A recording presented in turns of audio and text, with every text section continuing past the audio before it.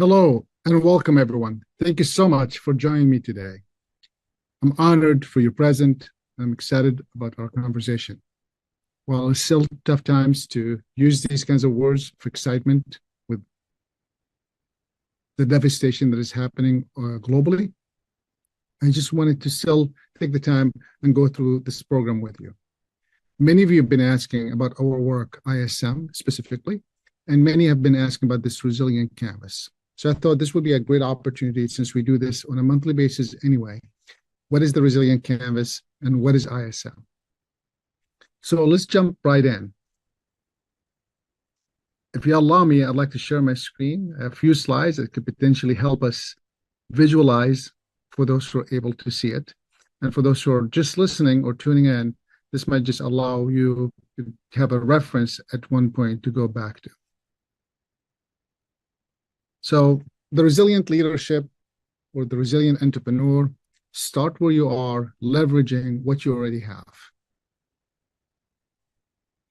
What we're going to cover today, a little bit about the canvas and how we came up with it, a little bit about my background of how we even got here. And then we're going to talk about a little bit for those who've been asking about ISM and what we do. And then we'll talk about next steps. And of course, at any given point, as you already know, for those who've joined us before in some of these webinars or workshops, you could always ask me things on the side with a Q&A section or with the chat. And for those who are in the Zoom with us today, clearly you can do that. For those who are online joining us at no cost, you're welcome to do that in the comment sections that are public. So for those who are in the classroom, I will be sending you a link. So since you are paying for this workshop, I will have you join a classroom that will give you access to additional information such as the Canvas as well as the workbook and some of the other things that we have here. And for those who already pre-ordered the book, you'll also get that in a PDF as well as you will get the physical book shortly, as you know. Depending when you order it, it will be shipped and you will hopefully get it soon. At any point, of course, feel free to use your phone to take pictures, tag us, and anything you like. What I'd like to start with this resilient idea is life is full of surprises, as we all know. You could plan it, and then life happens, as you might have heard this statement before. And what I'd like to do is, I did this a couple of months ago with in another state, and I always like to start with a question. And I'm asking you the same question that I asked there before, really just for the context of this conversation. So when I say Michigan is about what size of Alabama, I'm curious to hear from your perspective, what do you think? Those who are with me in the Zoom, please feel free to put the question, the answer in the chat, A, B, C, or D, or E. And those who are watching us live, please feel free to do the same in the public comment section. I'm sure some of you are already Googling that. And if you are, that's okay. If you want to do that, I really wanted to just for you to just shout it out from your own perspective. Of course, there is a correct answer, and the correct answer is 1.9, right? Michigan is about 1.9 the size of Alabama. And I have it here overlapped for those who are able to see it visually from one of the websites that we use for data. And what's really interesting is once you start seeing these things or understanding the concept of them, then reality could become a little bit different than perception. And then, of course, I could ask more questions about population, about density. I'm going to stop right here to prove just one of the things I want you to think about as we go through this conversation. Many of the things I'm going to mention today, you may think you already know. As a matter of fact, some of the things you may know that you already know. And some of it probably true, you may already know it. And some of it, I'm going to call it myths that you know, but I'm going to bring into reality today. And some of it, you do know it, but you never really have taken the time to really articulate it in the way that we're going to discuss today. So I'm hoping that the canvas that we share with you today and some of the ideas that we will discuss will give you what I would call the reference points or the map that helps you get there so therefore you can see it rather than just driving through it without knowing where the road is going to lead you. I've been lucky to work with founding ISM, International Strategic Management, and our work has been global. For the last 20 years, we've reached over 101 countries, and we continue to grow because of your blessing, because of your engagement, because of your kindness. So much appreciated for that. These are some of the programs that we've touched and some of the countries we've worked with. And, there are a few more that are not here. An example would be South Africa as well as Australia. But hopefully the next time we do this workshop, we'll update this slide. Our work is limited somewhat. I just want to make sure I mention that. We work on these, I'm calling them 5 pillars: the globalization, entrepreneurship, technology, education, and community. So all of our programs usually touch one of these, if not all, and usually around these topics. So I want to make sure that you also know that we're limited to the experience that we have created through these journeys or these topics. Been lucky to work with all kinds of organizations in different capacity, whether it's my personal journey or some of the team journey or some of work altogether as the ISM team experience. And we've worked with organizations that you might know of, organizations that you might have never heard of. But generally speaking, these are the organizations that engage us in some kind of work in that community that they're working with, or they're trying to foster either entrepreneurship or leadership or community building in that area. I'm always intrigued by any questions here. So those who are interested in the chat, please feel free to ask, hey, what was your work with whoever? And you could just name the organizations or point it at me, and I'm happy to chat with you with that. For those who are in the Zoom call with us today, I'm happy to stick around after this to answer them in person. For those who are online, just we'll try to capture it as much as we can.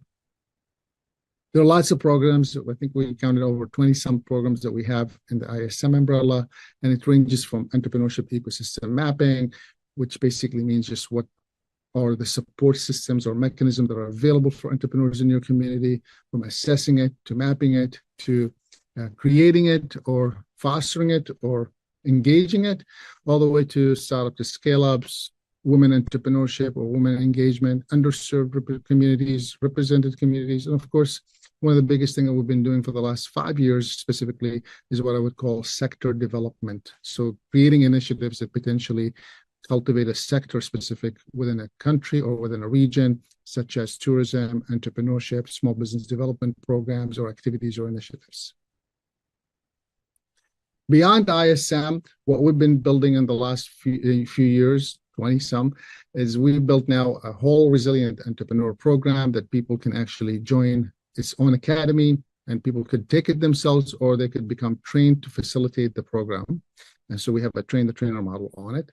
And of course, since about 3 years ago, I've been podcasting on a weekly basis, occasionally interviewing entrepreneurs, and every other week answering questions from entrepreneurs addressing specific questions. And then for those who are not familiar, we do have a nonprofit called Connecting Dots that's really focused on entrepreneurship in youth and STEAM. And it goes a little bit beyond that, but a lot of times we run many of our high school or youth programs or college programs under the Connecting Dots umbrella. And it's a nonprofit that we have formed back in 2019.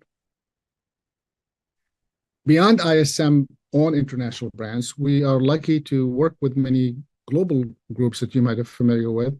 One of them is Global Entrepreneurship Weeks. We're always honored to host and be part of the hosting committee here in Michigan, as well as participate in many of the Global Entrepreneurship Network activities globally. We are an affiliate of Kaufman Fast Track, so we run their classes here in Michigan and abroad, as well as Growth Wheel and Startup Grind and Kiva. For those who are interested in funding, we are a trustee with Kiva that we could endorse someone up to $15,000 worth of loans at zero interest. And we just signed an agreement with Lindio that go up to a few more $1 million in loans. I've been blessed to work with over 250,000 entrepreneurs globally in many countries. You could read the slides, so I'm going to just keep moving. The way we work with groups is usually in 2 different tracks. Track 1, what I call is the actual entrepreneur support organizations or EDOs or ESOs. Sometimes they call them enablers. These are organizations that support entrepreneurs' activities in a local community.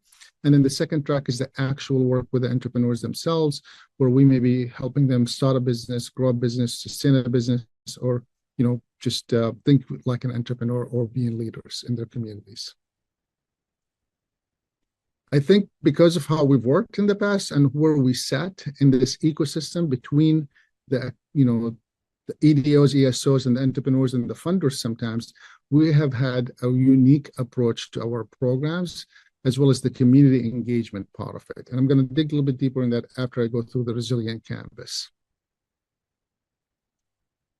Been blessed to have this global stage, as I mentioned before, from the US all the way to Myanmar and everything else in between, to have this opportunities to interact with so many groups from the underrepresented to the rich and famous and everything else in between. And the reason I mention that because it really gives you a perspective of how we gained the insights that I'm going to be sharing with you today. I personally, originally from Palestine, grew up in Kuwait and came to the US after the first Gulf War. Leveraging what you already have from my perspective is just what we all do a lot of times without even knowing it.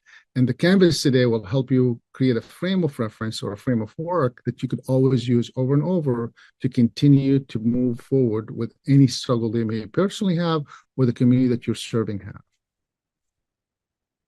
As many of you may know, I'm Palestinian origin, with my grandparents, part of them coming from Beersheba, and some of them coming from Jaffa and Haifa, living in Gaza.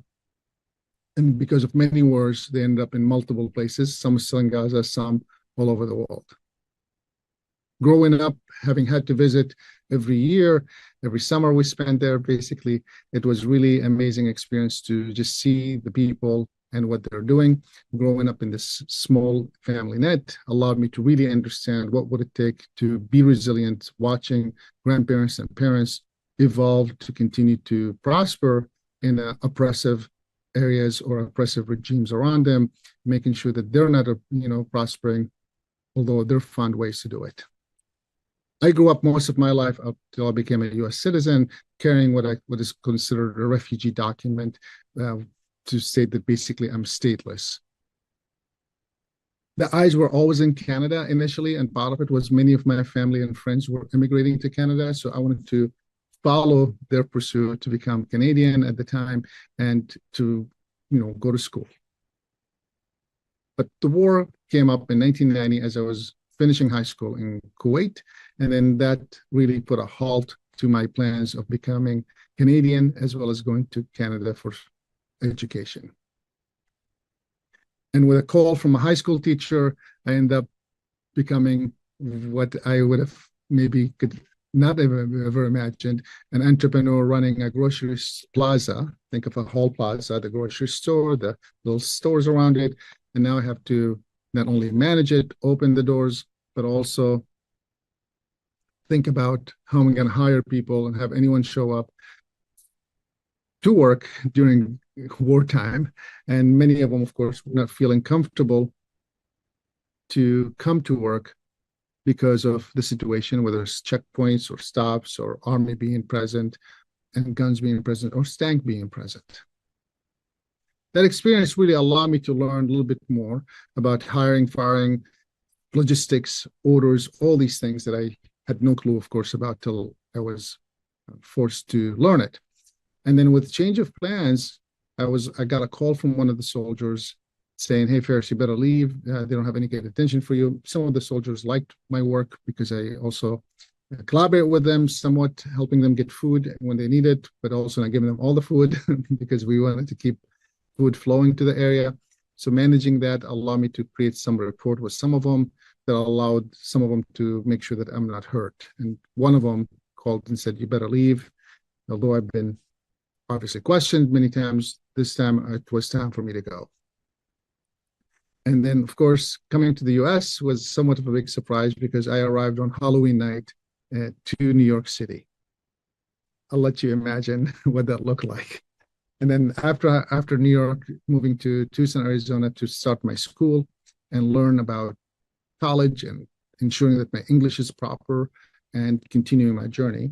Then the 1990 war happened again, where now Kuwait is being liberated, but also a few things happening in Palestine that basically started creating some more trouble for my status and my work here. So about March 1991, I ended up losing my little studio that I was living in and moving into becoming a homeless person in addition to being stateless. That taught me a lot because, first I had to figure out what status do I have within the country now that I can't go anywhere, and being a stateless person, the political asylum seemed at the time what made best sense. Without going into too much details into that, because I have a whole nother workshop just on that, I'm going to jump in right into what that really meant. As I was being stateless and homeless, fighting to survive, I started as I was a volunteer in many of the nonprofits, and initially in a mosque. And what I learned is they were trying to raise some money. So I said, why don't you make T-shirts, sell them? The difference between a wholesale and a retail could become the money that you're raising funds for that cause. That allowed me to start a T-shirt business. That allowed me then to work into the perfume that I grew that business from me selling in the streets to about 500 people in 7 states. Then learning some e-commerce and some limousine company and some consulting. And then in early 2000, joining Macy's department stores as part of their executive team, turning around some of the areas that they had. And then joining another startup that was buying mom and pop shops and converting them to corporate accounts or corporate offices. Helped them buy one of the stores in Arizona, and then opened up 7 more stores between Nevada and Arizona. And in 2003, founded ISM, where basically we do entrepreneurship and small business development, and you could call sector development in general in a variety of different ways, from initiating programs, assessing programs, to working with either institutions like government or nonprofits or universities to establish programs in their communities. I had to learn what you may think to be resilient, not necessarily because I wanted to, it's because I had no choice. And what I've been lucky with is throughout the volunteerism that I've done and throughout the actions that I've worked with the different groups, reflecting back on it, it allowed me to then start framing what resiliency looks like, from listening to it, being in it, and then of course reflecting on all the awesome people that were resilient that were around me. I want you to think about what can you do today to start thinking about volunteering in your community, because many of the things I learned, whether it was running the store in Kuwait or running a library in the mosque in Tucson or anything else in between, allowed me to really be engaged in a way that provided me some insights to learn about what could be done in the communities that allowed me to open up some opportunities. Even as I learned how to become, you might call it executive, in the Macy's department stores or others, my own businesses, as I grew to grow them, it became clear that there are certain skills that I maybe didn't have, such as management, such as leadership, that I might have gained by practicing on people. Doesn't mean that I was good. It's just that's how it ended up to be. And as I learned from it and as I reflect on it, it became clear that you could potentially come up with a plan to gain some of these insights now. And as I transitioned from this refugee travel person to carrying a U.S. passport and being a citizen, doors started opening up, right? And as doors opened up, I got some more global stages now to speak on and be with. And the more I spoke and the more I went around, from Portugal to Spain to Myanmar to Uzbekistan to anything else in between, it allowed me to really affirm some of the knowledge that I've gained throughout the years by listening to others, but also to gain a lot of insights from these amazing people that I'm interacting with in that local communities. Some of the work that we've done have gotten some coverage from Diversity Professional Magazine, which I'm fortunate to have them. I'm looking here at the wall with one of their articles that they've written, and many others, Detroit News and so on and so forth, to TV and radio, to some podcasts, not only my own, but also being on other people's guests' podcasts. There are a few books for those who are interested to read a little bit more about the journey or interested in some business ideas. The Power of Seven is focus on building relationships and understanding what would it take to cultivate a business. And then the Start Where You Are is somewhat what we're talking about here today, is understanding the resiliency that you already have and how you could leverage it. And of course, there's a workbook that goes with it. For those who are interested in just listening to some of these podcasts, you can join my podcast show. I do have a YouTube channel for it, but also it's available on the iTunes and all the other channels that you may be subscribing to as a podcast. Excuse me. I'm going to skip the book itself because those who got it will be able to see the chapters, but these are the different chapters in the book. I'm going to somewhat be focusing on today really about the resilient canvas itself within the book and how to leverage it. This came on roughly in during COVID, obviously 19 pandemic back in 2020. And I took the last flight from Saudi Arabia to Washington, D.C. It was literally the last flight. I was booked to leave about 1 a.m. on Friday morning when the world shut down in March of 2020, and my flight got canceled. And then they kept pre-booking me, and every flight they booked got canceled.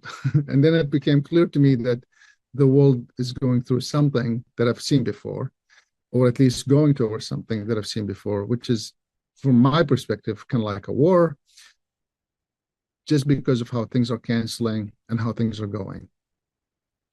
Now, good news, there were no bombs being dropped from the sky, but the smell of it, the scent of it, and the feeling of it was definitely like things are shutting down because of some pandemic. As I arrived, it became clear that people were calling me from all over the world, asking, first, what are we going to do? Not that necessarily I had an answer for, but people knew that I had exposure, global exposure to different ideas, that I potentially may have some thoughts of what could be done for, well, people being at home. With that call that I started saying, let's do something with it, it became clear that all the people that were around me were resilient. They already figured out what to do, how to do, when to do, and how to make sure that they're moving forward. What became clear to me is it was an opportunity for me to reflect on what I've learned throughout these years. So the different times that I personally had to overcome obstacles, through the different times that I worked with others, helping them become over obstacles. And then with the different times that people shared with me what they've done to overcome obstacles and keep moving forward. And it became clear that we all have this resiliency in us. Many times we suppress it, not intentionally, unintentionally, and many other times we don't know that we have it, so we're seeking it somewhere else. And I'm hoping once we go through this canvas that it opens up your eyes of how you could continue to stay resilient as times change. I use this image because a lot of times, we don't see what we see till someone else puts it there. The road may be there, but you've chosen always to take a different road, not because you don't want to, it's just because you never used any tools to get you there. What I'd love for you to do is take this 20 seconds and stare at this light bulb. Just stare at it. And as you stare at it, I'm going to quiet for a minute and give you 20 seconds to look at it. I'm going to do something here. Maybe you could consider magical, but my point to you would be is that you already have it, and I'm going to help you find it. I'm going to count to 20, and we'll go to the next slide. But please stare at the light bulb.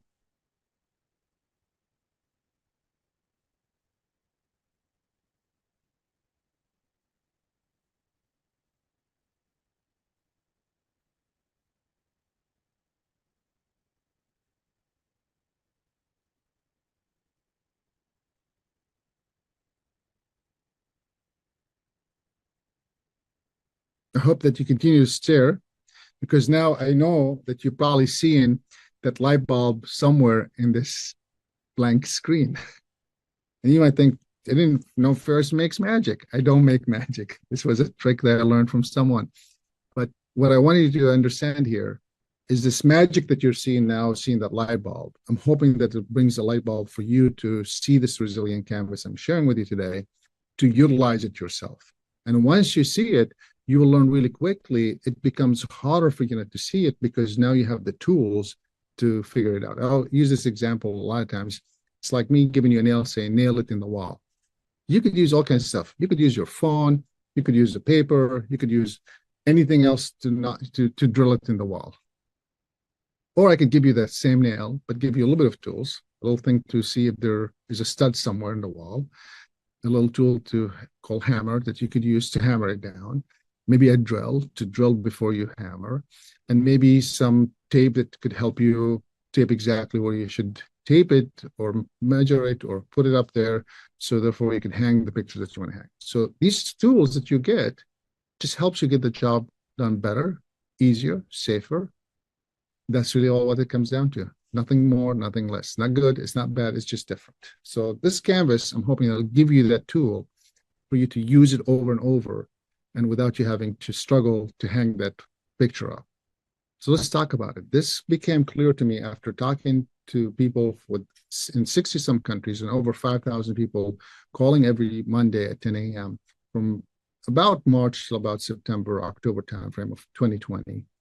And as I started reflecting, it became clear that they all have this, but no one was using it. So I took the time to frame it. And as I share with few people, many started telling me that this is something that I should potentially protect and make sure that people get licensed to use it. And we've done that since then. So now people can license it to use it in their community, and we do train the trainers to use it. I'm going to run you through it today. So there are 4 blocks that you will see in here. And the first one is mindset, understanding how you think, then going through the self, being aware of who you are and what's around you. By the way, one of the things I learned really quick, people think, well, I don't know this stuff. I don't know myself. No one ever knows it 100%. I'm just talking about some of the ideas here. And then understanding the business part. And by the way, you could scratch business and say personal, and it's the same idea. What do you have? What do you could leverage? What you could offer? What you could pilot? And then how you move forward with these things. Now, you'll notice that this is simple. And it took me about 6 months just to make it that simple. Initially, it was very complex. And to make things simple, it takes, I guess, more time, more effort than it is to make it more complex. And of course, under each one of them, I came up with some, I'm going to call them concepts underneath it. And then I evolved it. I'm looking here at the left. This was done during COVID. This was done just last year. Different times, different things, so different questions, but the idea is the same. The mindset should be thinking about entrepreneurship, leadership, and empathy or compassion. Being self-aware is understanding that you could acknowledge things, you could freak out sometimes, but you have to move to action. And then being aware of who's around you, supporting you or discouraging you. And then looking at what you have from business ideas to actual things like inventory or cash, to leveraging it, to understanding how you could offer something and pilot it and testing it and modifying it, and then how you move forward to continue moving forward. One of the blogs I've mentioned before, and this idea is you do to go, but you reflect to grow. So if you want to go somewhere, you got to start doing something. But if you really want to grow it, you really got to take the time to reflect on it so you can learn from it. By the way, you'll never learn 100%, but maybe you'll come up with 1 or 2 ideas that will help you overcome what may be becoming of a challenge or becoming of a growth. Now, of course, there are lots of questions that I have embedded in this, and those who are watching us, and we'll get in our classroom that are joined our membership, or if you're paying for the classroom, clearly you'll have access to all these tools in the classrooms. And those who are joining us via free public information, please feel free to take a picture of it and come back to it, and feel free to ask us any questions. But this concept here, I came up with these questions that potentially we could easily spend in each one of these questions, as a matter of fact, the next 90 days. And as you know, those who went through the program, we do run it in a 7-week or a 14-week cohort.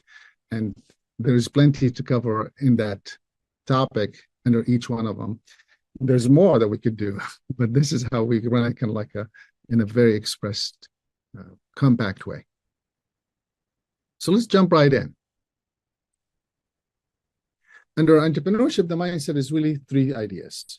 You got to be aware of what opportunity are you creating or what problem are you solving. So it doesn't have to be a problem, but it could be an opportunity, and you have to be aware of it. That's really the entrepreneurship mindset. It's not right, not wrong. I see a problem, I would like to solve it, or I see an opportunity, I'd like to create it. An example would be, I'm in the healthcare sector. I drive people around, and there's an opportunity to ensure that there's someone that could maybe work with the community with a disability. Maybe they don't see, maybe they don't hear, maybe they need a wheelchair, whatever that is. Case, maybe there's an opportunity to drive individuals with special needs, right? If it's leadership, you have to think about, you may be the first person taking that chance, or you might be the first person taking that step. So that also means that you have to accept that responsibility, that you may be facing challenges because you're the first one, as well as accept the responsibility that you have to continue leading in that kind of fashion. And then the last thing in the mindset, because resiliency from my perspective is because something is happening and you have to continue moving forward, so you got to be resilient with it. That means something is happening. And that's happening. You have to be able to show that you're compassion. And I've added the word empathy to it as well. Now, please note that I have worked with some leaders that have none of this stuff. I'm just saying the ones that did really well with the communities that they were serving had these things. So, compassion and empathy, be able to find ways to connect with the people that you're serving or working with, as well as to show that you care. Again, you will notice that there might be others that are leaders that have none of this stuff. That's fine. I'm just saying the people that I worked with, the 6,000 or so plus that I worked with over the period of those 6 months, were clearly, to me, have articulated these things. So the entrepreneurs, you already know, for those who are interested, we have a whole nother program, sets of programs on entrepreneurship, from startup to scale up to mindset and everything else in between. You're really looking for that challenge. Maybe you're looking for that opportunity. Maybe you're looking for a problem to solve. And it's a journey that you take on. Sometimes it's clear, sometimes it's not as clear. Most of the time, it takes a lot of different tools, different times, different effort to get you there. The one thing I usually like to say about entrepreneurship mindset is if you have the resources, time, money, and people to get things done, then you could disregard everything I've said, because then you could just try it with all the resources that you have and see what happens. If you're limited with your time, if you're limited with your people that you may have, and if you're limited with your cash, you might want to pay small attention, because that's usually the people I work with are in that case. They're trying to figure it out and they're limited with the resources. So how do you launch a program without having all these? How do you solve a problem without having to deploy all the resources? This mindset allows you to leverage those resources that you may have to create these opportunities or to solve these problems. One thing I noticed about the mindset of these individuals who I would call resilient leaders and entrepreneurs, that they had this idea of being a victorious versus being a victim. They did not spend time thinking about, look what's wrong with me, or look, why is this happening to me? They did ask those questions, but they moved on really quickly to say, there's an opportunity for me to do something.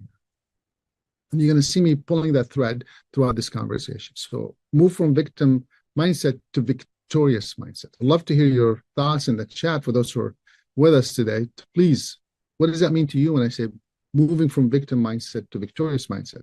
Not an easy task, especially if you're being oppressed by someone, right? It's just the concept of it is to think about victorious versus being a victim. Then once you finish this mindset, now these things could happen all the same time, by the way. They don't have to go step by step, but it helps if you follow the flow of what I'm going through. And as a matter of fact, for those who want to repeat it, it might be easier to go back and say, all right, what's the opportunity? What's the problem? Am I the first leader to it? Are there leaders in it in the space I could leverage? Do I have a way to communicate that I could relate to the people in this space that I'm going to serve? So if you think that way, then it becomes easier to flow through these 4 steps or 4 stages. Next, you want to be aware of yourself. Now, under self, I realized there are actually 2 components under self-awareness. Being self-aware of you yourself is one. But also being self-aware of what's around you and who's surrounding you is another. Knowing that you're going through a challenge and acknowledging it to freak out, it's okay. You could freak out. What I usually tell people is just you can't stay freaking out. Okay? You can freak out for a minute, you can freak out for a day, you can freak out for a week, but you got to move on. And the way you do that is you move to actions. You move to actions by checking the facts to really understand, is this true or not? And if it is true, what am I going to do about it? And then check out the information source, because a lot of times what I've learned through these rough times is a lot of times the information is being shared is not legit, or coming from a person that is not authority in this space, or coming from a place that is maybe just not, they won't gain if they the truth. They need you to be unaware, so therefore they can just keep pushing you how they want to push you. So just be aware of that yourself. That it's okay to acknowledge that if you're maybe facing a challenge, it's okay to freak out, but you got to move to some actions, creating a short list that you could do something about, and then check any facts that you may be thinking that they're facts, but they're not. One example I use here is, inflation. Sure, there's inflation now. Sure, there's logistics challenges. So what you're going to do about it is check where are these things happening, who is saying it, and then check if there are ways to go about it. Second thing I want you to be aware of, being aware of what's around you. Are there individuals that maybe you could leverage to get better information from? Are there individuals around you that could help you, uplift you, or support you, right? Are there individuals that could maybe help you, could find a way to collaborate with? And then the second thing around you want to think about is you got to let go of what you can't control. Hey, listen, I can't control if it's going to rain today or not. What I can control is I could have an umbrella or not. Okay, I can't control if there is wind today or not. What I can control, where do I have to go if it's too windy to be out there or not, right? So think about letting go of what you can't control and focus on what you can't control. Now, what I tell people is if there's something that you can't control, but you want to influence it to change, I'm not saying that you should be quiet, not at all. I'm just saying control what you can control and work towards what you can't control to change it the right channels. And think about any challenge you may be facing today. Is that an opportunity to do something? Okay. So if there's a challenge that you're facing, you can't go somewhere. Is there an opportunity to create transportation or mobility for someone, right? And when you look around you, think about how you could repurpose things. Repurposing things, you will see it overflowing into the business side as well. But repurposing things, you are in a two-bedroom apartment and you have a second room that you no longer will be receiving guests, or that you want to be receiving guests, and today is an office. Can you repurpose it? How can you repurpose it? How can you move things around? Okay, think about that. And just know that when you're looking around you, many times you might be the leader within the community that you're in. At least the people I worked with, many times, they were the ones who people looked for them to change, to make a change in that community or to lead that community forward. So if that's you, don't be looking for someone within the community to do it. You got to take those steps. You got to make that happen. And if there are many of you within that community, then you have to come as a group and think about what you could do there as well. I'm going to move next to the business side. And as you can see, this canvas, once you see it once and once you learn it once, I'm hoping that it becomes natural for you to think about what's the opportunity? Am I the first one taking the step? Can I relate to the people? Do I have the whole facts? Is it okay to move forward? Do I have actions I can take? Are there individuals I could leverage around me to get me there? And now we can talk about the business. What resources do you have? Now, a lot of times people think resources is money. Money is one of the resources. We're definitely going to talk about that for those who are in the loan program. How much cash? What cash do you need? Do you need a line of credit? Do you need a loan? All those things are part of the resources, but also resources, college that you went to or graduated from, schools that you went to or graduated, communities you lived in, associations you belong to, neighborhoods that you're in. These are all part of resources, right? Of course, your products, of course, your services, of course, your customers, of course, if you have a patent, all these things are part of your resources. I want you to think about that. This is what I have today. And for those who tell me I have nothing, well, you didn't really think hard, because I usually give you the time to think through it. You really think about all the things that you have. You yourself is a resource, right? What is it that you have? Knowledge, insights, information, connections. And if you say, I only know 10 people, I challenge that. You went to school somewhere. Think about who you went to school. No one liked me at school. That's fine. Someone did. Maybe it's your teacher, right? So think about what you could do with that, what you have. Then I want you to think about what you could leverage. If you know someone, maybe they can give you information. You don't have to have cash. Maybe someone could loan you. Maybe someone could allow you to sell your product at their location or at their site. Maybe they give you insights of how to build your online store or your online presence. So think about what you could leverage with what you have. I use the next example as you're having big bottles of perfumes, and maybe you could put them in smaller bottles, or the other way around. You have a bunch of smaller ones, you could put them in bigger ones. So think about what you could leverage with what you already have. Then think about what you could offer with it, right? So now I have these things. I could leverage them in this way. So I have this office that I could leverage it by calling some of my friends to come work from there at no cost to them, right? So at least there are a bunch of us working together. And then now maybe we could offer a new service that maybe none of us were offering to by ourselves, but we're offering it together, or we offer a new product that we were not offering altogether. Then I could pilot. I'm going to test it on this market specifically. I have a small segment. I want to test it.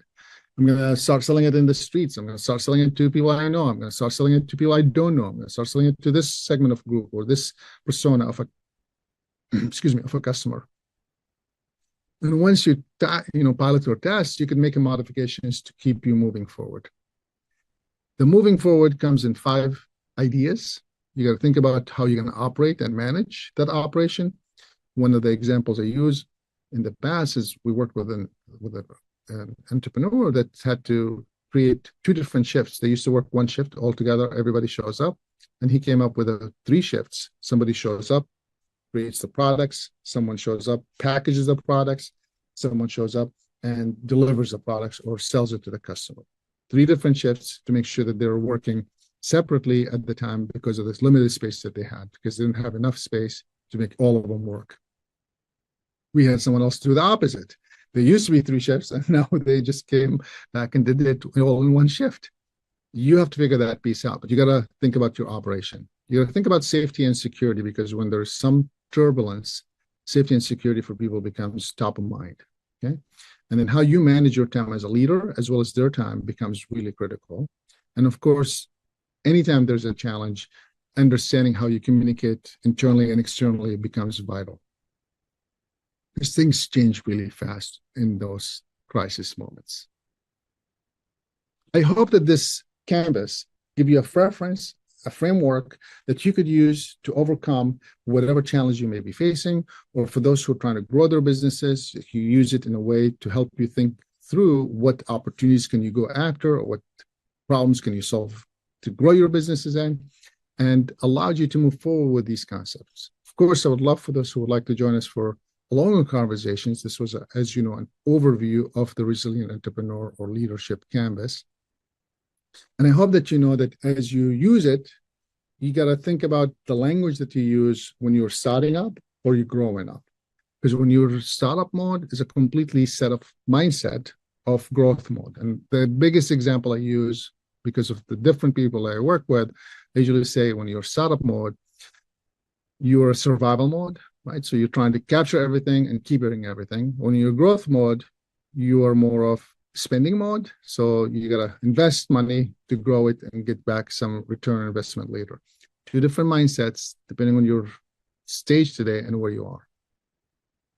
I love to always end with Detroit because I've been lucky to have been driving by this one building as an example. There's so many other buildings I could use. I chose to use this building because what's unique about this building is I drove by it and then I learned it was the first Cadillac dealership in the world.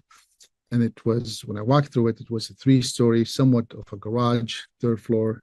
They made the cars, they rolled it to the 2nd floor, they painted it or finished it, and then they went to the 1st floor and was the sales floor. Over the years, obviously became a little bit more complex, but that's really the premise of how this building was. And in 2008, as I continued to drive by it, someone had a vision to say, we want it to look like this. And I think this was around 2012. And of course, you know, at the time, you might not think that this building could ever potentially be this. How can that possibly be? And thank you to Google, because you could actually go back in time and see what it looked like. You can go back and look at 2009 from the same corner and see that the same building or the same infrastructure area is there. And for those who are really good at details, you can see right here, this one building is the same building right here. So this building right here is also the same here. And then, but lots of things changed. This building is gone. Now it's a little bit of open area. And now there's, rather than the parking lot, there is this building here, right? So there are lots of changes that happen. I don't want to bore you with this idea, but I do want to bring up your attention is when you have a vision and you could see it, and you have a roadmap to get you there, it just allows you to get there with more resources because more people are interested in supporting you. I'm going to stop right here for those who were here for the Resilient Canvas only and say thank you so much. I'm going to move from the Resilient Canvas to talk about some of the work that ISM does and how these different ideas that we talked about earlier fits into the bigger overall umbrella of how we work. And the best way to do that is to really talk about how we meet entrepreneurs or organization that supports them where they are, understanding what stage of businesses they're going after or communities that they're trying to support, and then deploying the right proper programs that supports them and how they potentially could work together. From awareness of entrepreneurship mindset to maturity or growth or merger and acquisitions or anything else in between, there are lots of tools out there and terminology from tech parks, to incubation, to post-incubation, to growth, to co-working spaces, to entrepreneurship center, that we could use some of this knowledge to say, let's build the right environment and build around it the ecosystem that is needed, not necessarily that you have to do it, to make sure that there is a pathway for this community to develop the sectors that they're trying to engage within that community. The reality, as we went to work with different entrepreneurs, is there are all kinds of entrepreneurs, and it's hard to capture all of these ideas. The few that I mentioned here is that I'm going to call them those who want to be, those who are, those who are small, and those who want to, grow or micro, whatever you want to call them, they're different. And that makes it more complex. And because it's more complex, I like to simplify it. And how I simplify it is really simple. I usually say, meet them where they are. Meet them where they are as a community, meet them where they are as entrepreneurs, meet them where they are, whatever. Allow you then to help you get them where you want them to be. The example I use, if you meet entrepreneurs who want to get a loan from a bank, or get a micro loan from a bank, or get a grant from somewhere, but they don't have a plan, they don't have a business, they don't have an idea clear yet.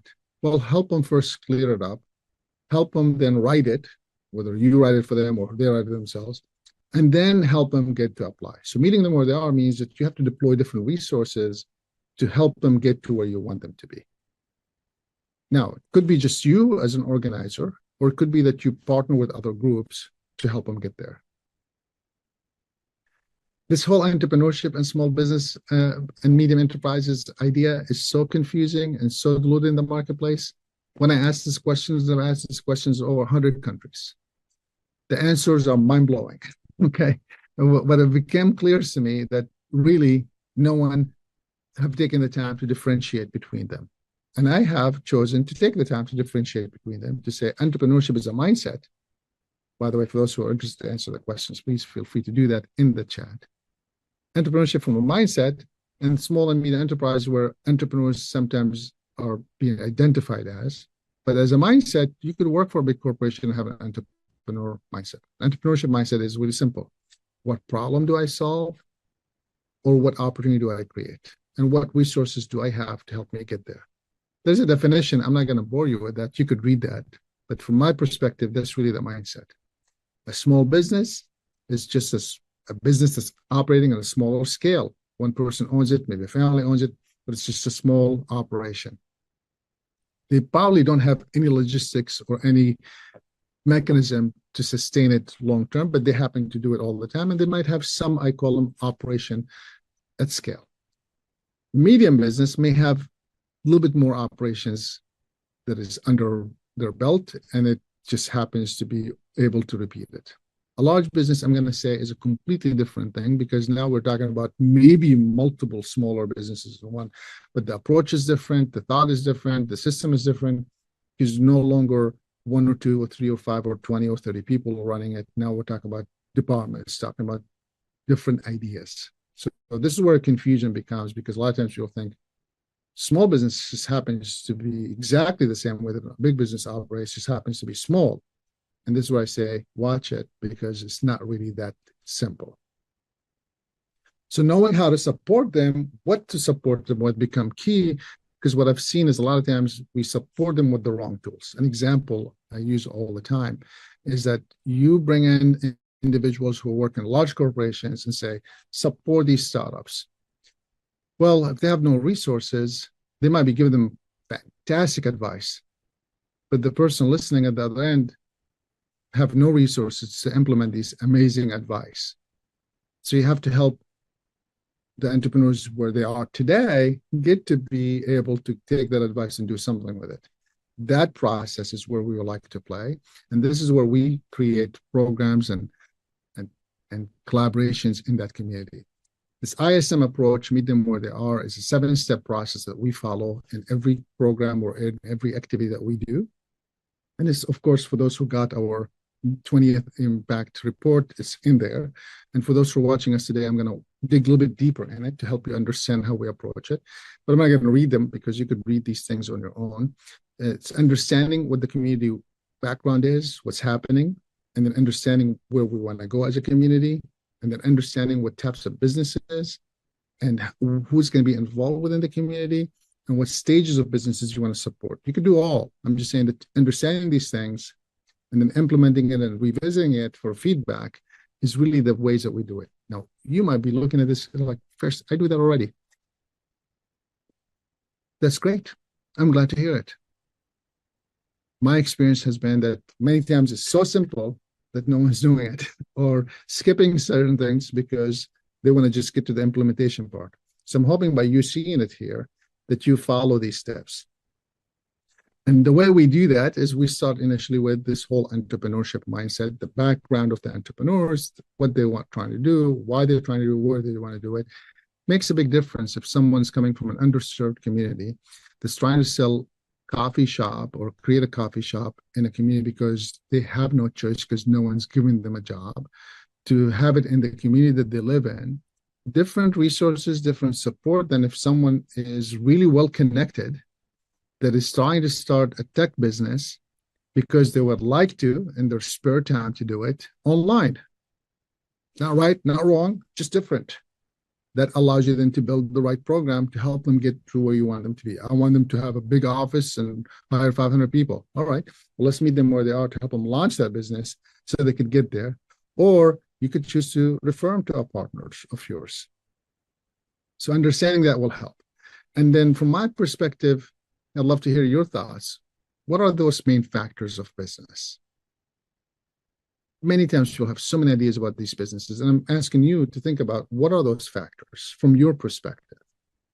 And from my perspective, it's those 3 M's, the money, the market, and the management.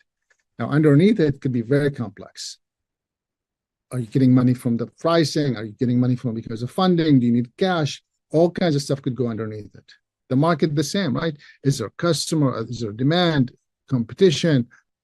Where are you going to sell? How are you going to sell? All these things are under the market. And then if you look at the management from the people that you're going to, manage all the way to leadership, all the way to partnership, it's all under management. If you make it that simple, and I'm oversimplifying it clearly here, then it becomes really easy to build your programs to meet them where they are. And to understand that not every business needs to have a business plan, but they might need to plan for the business. Big difference. A business plan has these 12-ish topics that has to be covered, certain formulas, certain way. To having a plan for the business could be in a napkin, could be on a piece of paper, could be a 2-pager to say, here's my customer, this is how I make money, here's who I'm going to sell it to, and I need $50,000 loan to do A, B, C, D. Then that's really simple, right? So differentiating to meeting them where they are is really key by understanding that not every business has to need to have a business plan, but they might want to have a plan. And many times, by the way, they have a plan. They just don't know that they do have a plan or they have not articulated it. The way we approach it is by offering these different programs. So if they're in the idea stage, we would like to usually put them in either a business planning course or exploring entrepreneurship, which is, I call it the mini business plan, maybe a 10-pager, just answering some of those questions I mentioned earlier, or maybe helping them figure out how to ask for money with their salon or a sale, right? So helping them figure that piece out really quick is really important to clarify that idea into becoming a business. If they're already in business, they might need planning for the business, right? Because they've been growing it. Maybe they started, but they never really got a plan for it. So now we put them in a business planning class. Maybe we use the business model canvas because they're trying to figure out, can they grow the business? Can they figure it out to sustain the business? And if they're a growth stage, of course, we could use other programs as well. As you can see, every stage can build from the stage before it. But now we have different tools. We have the growth wheel. We have the listening to your business program. We have the capital readiness program because they might be ready to take that next step.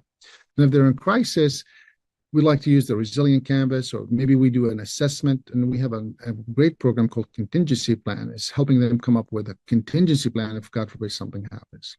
Now, there are some programs I call them signatures that could be used anywhere, like the resilient entrepreneur. It just changes the questions that we ask, and it changes how we engage them. Business coaching, but of course, I usually don't recommend it in the idea stage or startup stage because it becomes really expensive to grow those businesses unless they have the resources. I like to usually use it between startup and growth, but it can be used for idea if you're doing one too many. And then workshops. It could be different topics or subtopics from these ideas that we're discussing. And many times we may get organizations say, I just want to have my own program, which is great. The good news is we have these different programs that we could pull from to help you think through what would be the best way to approach your community with a program that could meet them where they are, to help them get where you want them to be or get the results that you're looking for. I will share this other secret that we have used for the last 20 years. And this is what I call the recipe of building that program. So I gave you the framework of how we started, and then now we decided on a program we're going to deploy. This is how we build it. We look at making sure that there's a facilitated discussion happening in that program. We try to make sure that there's always some kind of component of an online and in-person component. And we've done this, by the way, pre-COVID, during COVID, and post-COVID. And then we always have to think about some kind of group discussion, local speakers coming to speak about different topics, and then the peer-to-peer activity must be part of the concept. One thing I like to mention, we don't go by slides with 3 lines and here we go, that's your workbook. We actually develop a whole workbook that goes with each slide. And then there have to be some practical exercises, or I call them case studies, that could potentially help the people learn.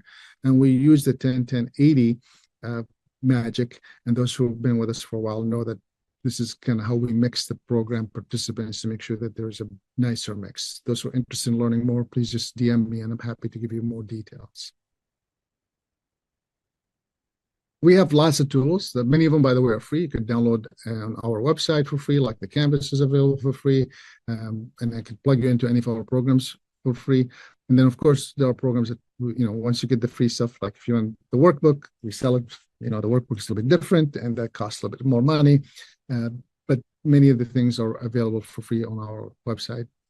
There are lots of examples I could talk about here, so I'm not going to go through those details with you, but those who have the slides will have it. Love to hear from you. One word about today in the chat or in the question and answer section. Thank you so much for joining us, and thank you for being with us today.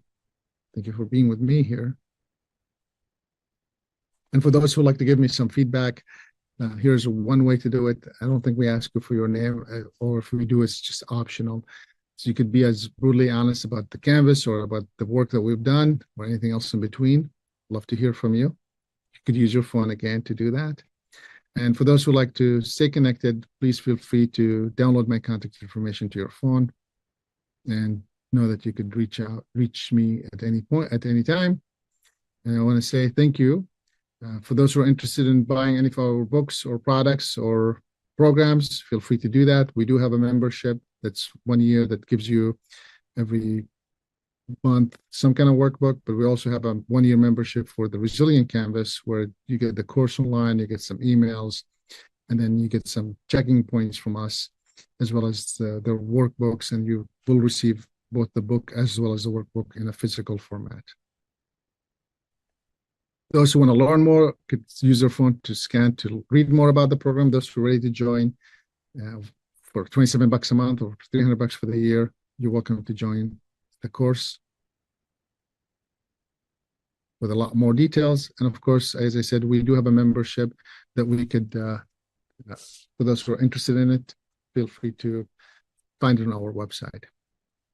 I want to say thank you for being with us. Thanks for making the time.